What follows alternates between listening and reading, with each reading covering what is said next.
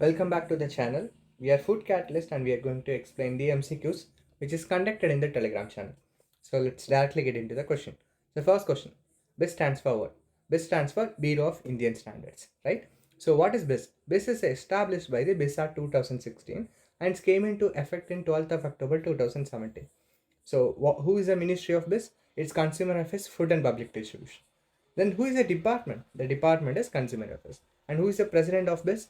He is the exact same person who is a Minister of Consumer Affairs. So the Minister of Consumer Affairs and President of BIS is same.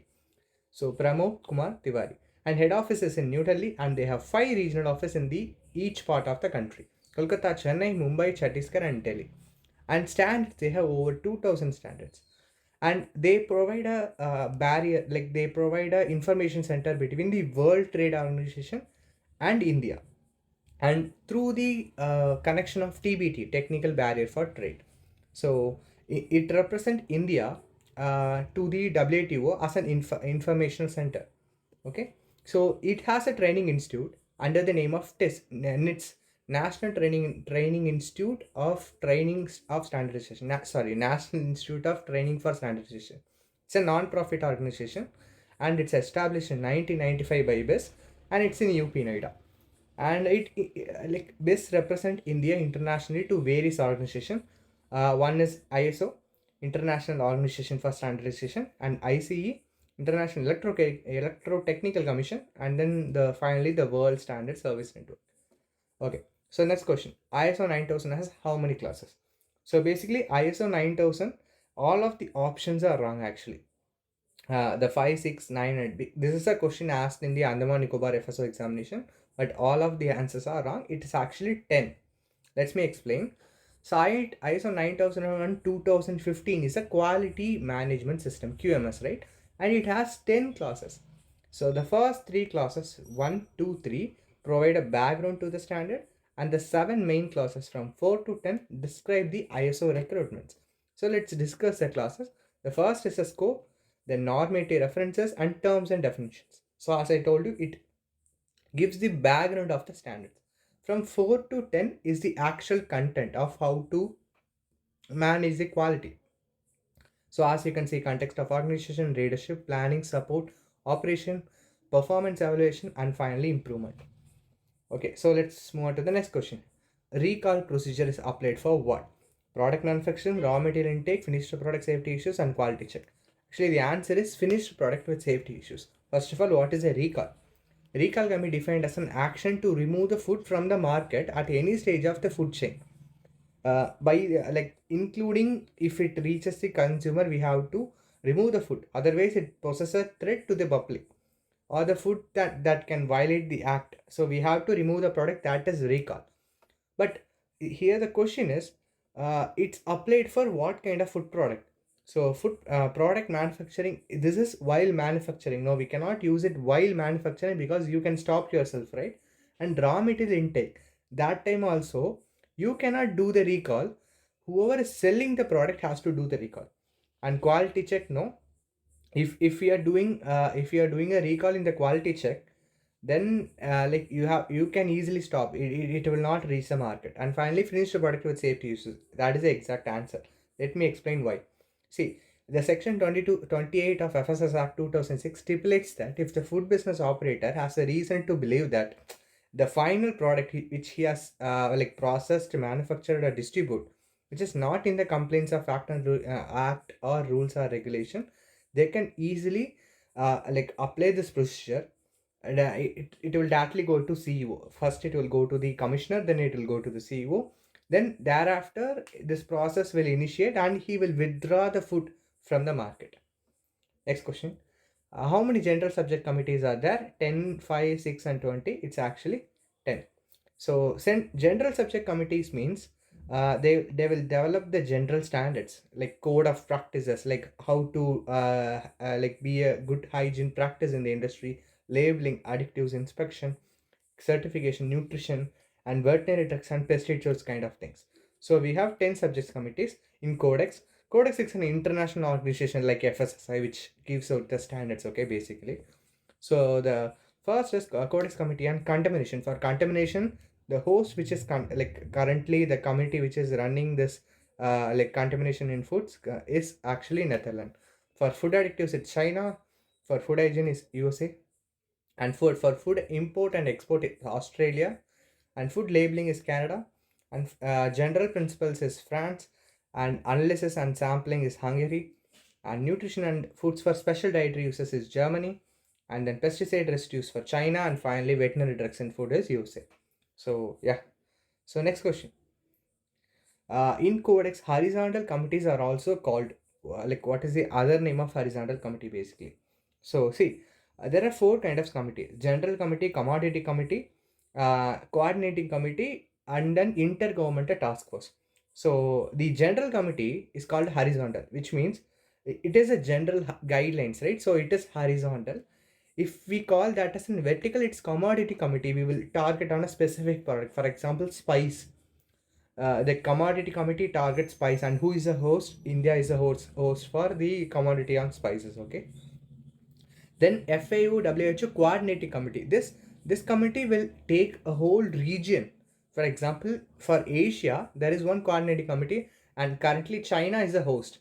Okay, and intergovernmental task force is kind of like if any microbial outbreak happened, they will generally create a task force and they will do the work, and they will remove the committee. The committee will be inactive. So the answer is Codex Horizontal Committee will be related to the General Subject Committee. Next question. So the person by whom the business is carried out or owned is responsible for ensuring the compliance is FBO. FBO means Food Business Operator. So FBO means is a person or is a person or a company, specific persons in a company who is running a food business. Okay, sourcing, procuring the food from manufacturing, packing, and distributing. So then he is the one which has to ensure that all the food safety standards has been met, right? So that person is called food business operator. Next, traceability of good is done with help of, first of all, what is a traceability? So traceability means an ability to follow a movement of food articles through specific stages of its production, processing, and distribution. Means we can easily trace back the food. So there are four options. Numbering the products will not help because the number will change in each and every direction. For example, if the food in the the market shelf or something, they will number as a different product. So the batch code and barcode are the important thing. So using the batch code and barcode, we can trace out the products. We can ensure that where this product has been manufactured and where it is moving, and which slot which is manufactured in which type, in which time, and all we can easily get to know using the barcode system and the batch code records. So answer is C. Next question. The safety protective gear has to be worn during the manufacture is a part of art. CCP means critical control point. No, it is not.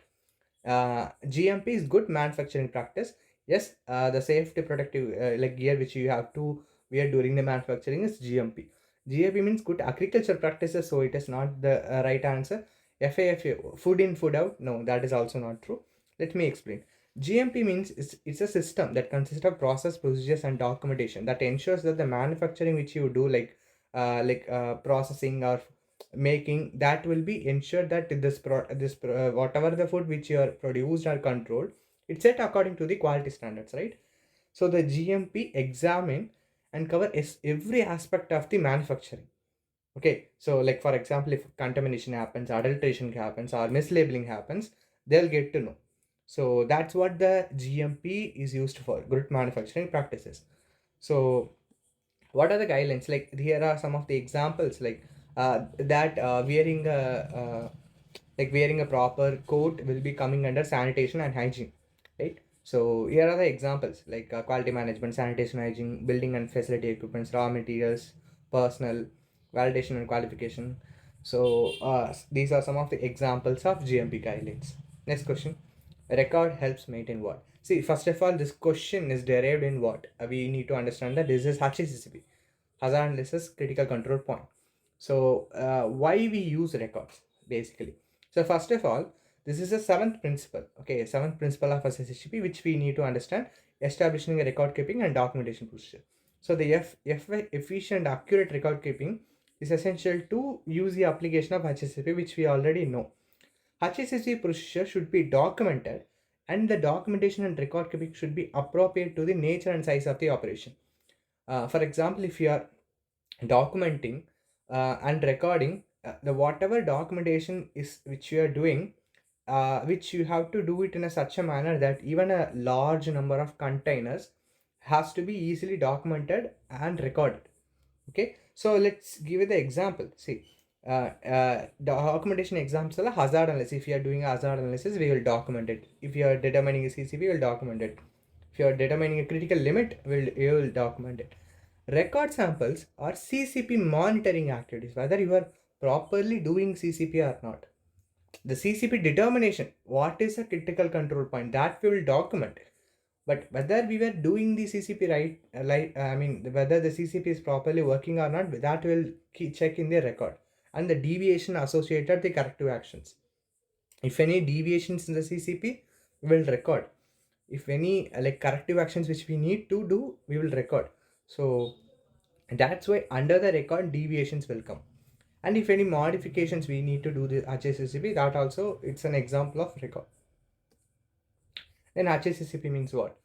HACCP means hazard analysis critical control point. HACCP system is a scientific based system which identifies the specific hazard and measure for their control to ensure a food safety. So HACCP tool, which if you are in the industry, you already know the HACCP has been used everywhere, right? So it's a tool to assess the hazard, and if any hazard is present, then we will easily establish a control system to prevent the hazard.